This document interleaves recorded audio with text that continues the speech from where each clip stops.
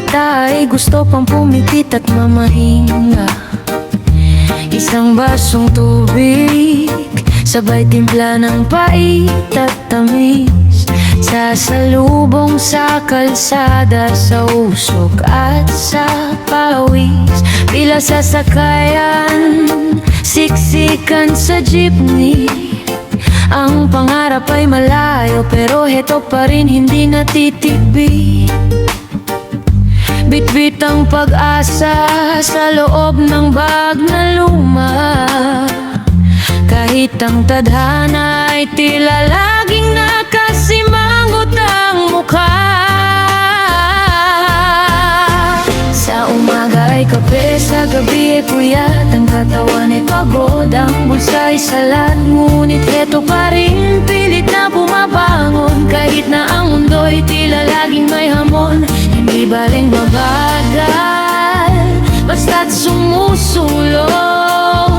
Kaysa sa mga taong puro lang bulong.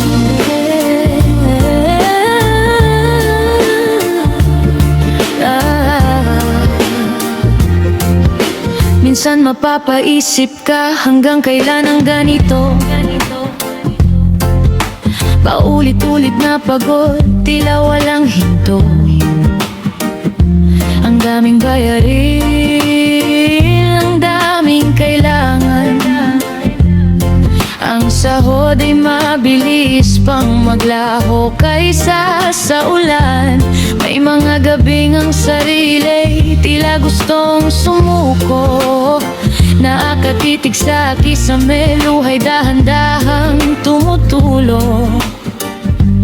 Pero pag nakita ang pamilyang mahimbing ang tulog, babangon uli kahit ang mundo ay tila gumuguho.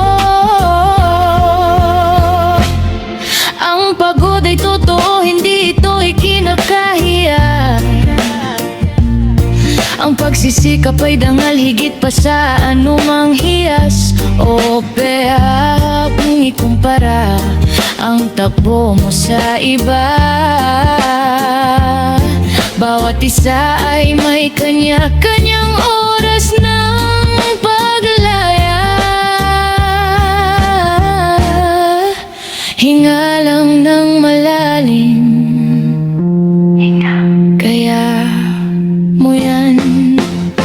Sa umaga ay kape, sa gabi ay puyat, ang katawan ay pagod, ang bulsa ay salat. Ngunit heto pa rin, pilit na bumabangon. Kahit na ang mundo ay tila laging may hamon, hindi baling mabagal, basta't sumusulong. Kaysa sa mga taong puro lang bulong.